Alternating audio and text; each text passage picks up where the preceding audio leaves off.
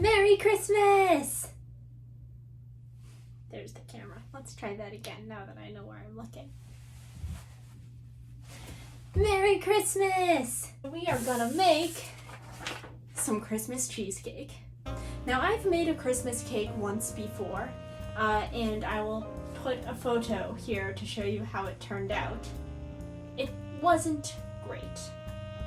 So now I'm going to attempt to make some Christmas pumpkin swirl cheesecake that vaguely resembles the shape of a Christmas tree. Shall we get started? Okay, first things first, move the flammable things off of the stove. We're off to a solid start. Using a food processor. Is this my food processor? I guess I'll be using my Magic Bullet smoothie maker as a food processor. I hope it works. I don't know if I've eaten just like plain old ginger snap cookie before.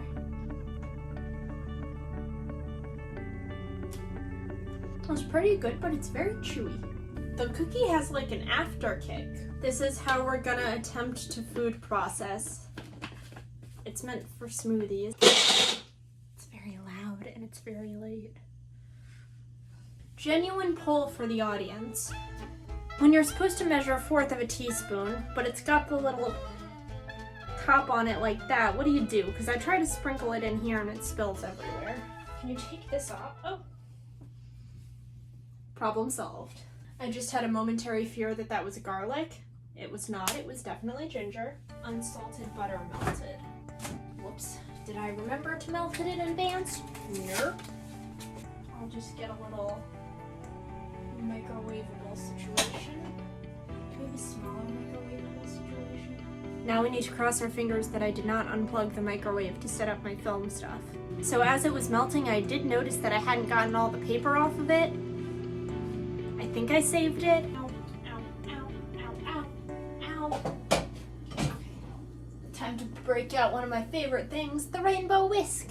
Ooh. Is this the right size pan? Who knows?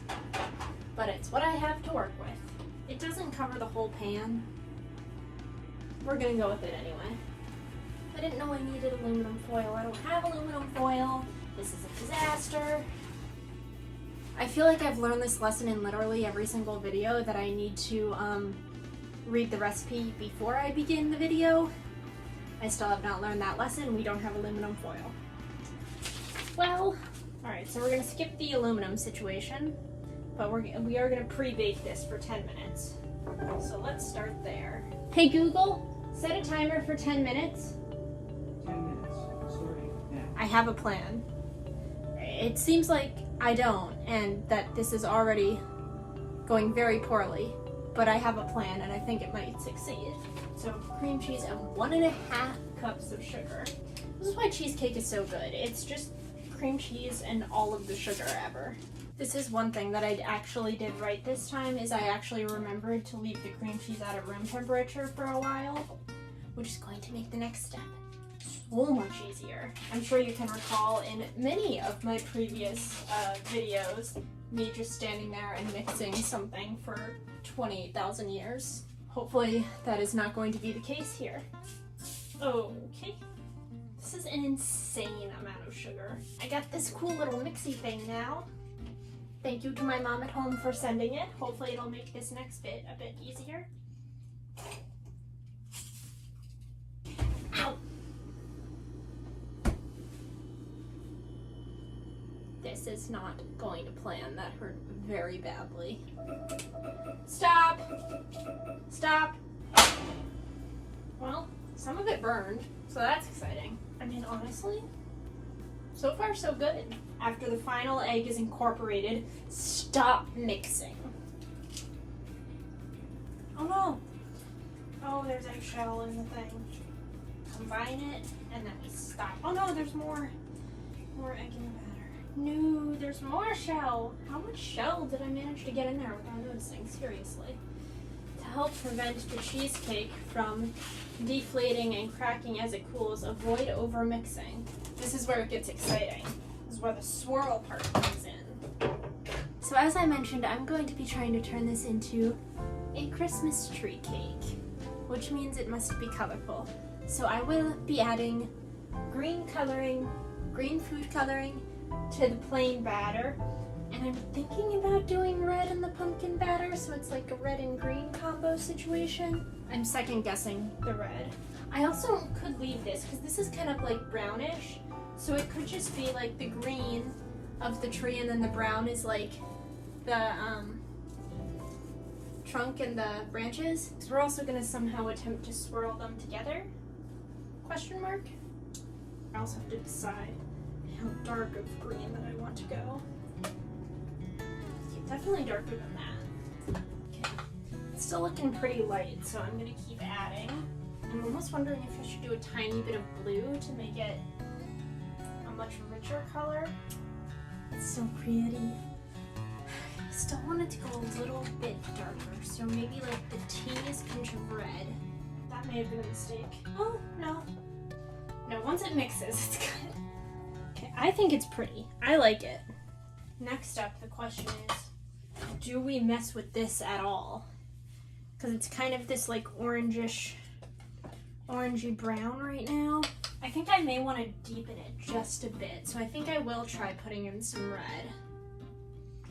Just some, not too much. And see how that looks. Oh, it smells amazing. Actually a lot more red than I was planning on. I thought it was going to be harder because it was already a dark color, so I didn't think it was really going to turn that much, but I would say it is a fairly successful red. The two things that need to happen next are I'm going to alternate putting these onto the crust in an attempt to make it sort of a swirl pattern. Take a spoon and alternate green and red on the crust. Start by doing a bunch of green. There's still a lot of batter left. Now same thing with the red. The red definitely has some more structural integrity to it than the green. So I may try to use that to my advantage.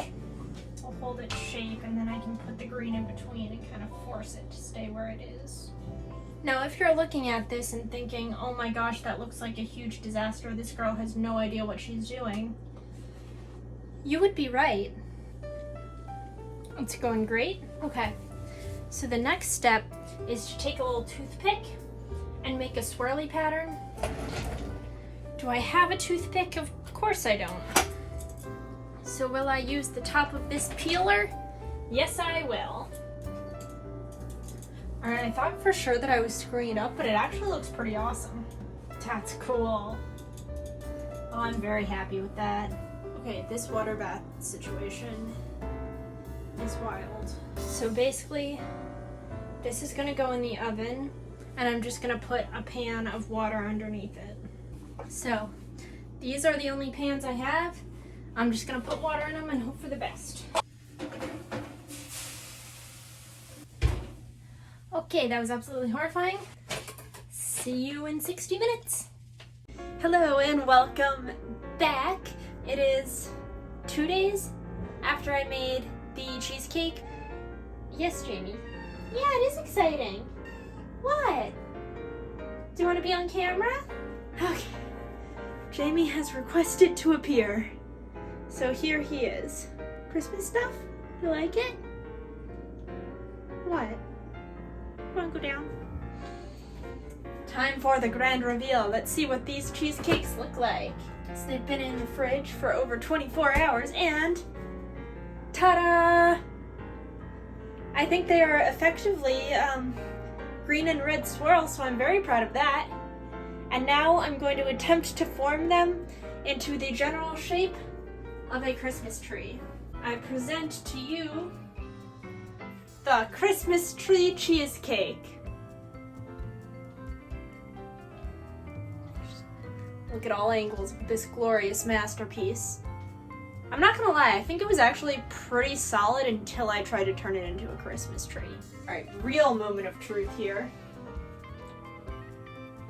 Honestly, I think it's the best cheesecake I've ever made. Now that's not saying a lot because it's me, but it's good. I'm proud of that. Well, I am gonna go enjoy this now. I wish I could invite all of you to be here and to have a piece of my glorious Christmas tree cheesecake. But alas, you are not, and some of you might be sighing in relief. That's it! This has been Quarantine with Eileen. See y'all next time. Don't know when it's gonna be, it's a surprise. Oh yes, you should also like and subscribe if you're into that sort of thing. I would appreciate it. Thank you, bye!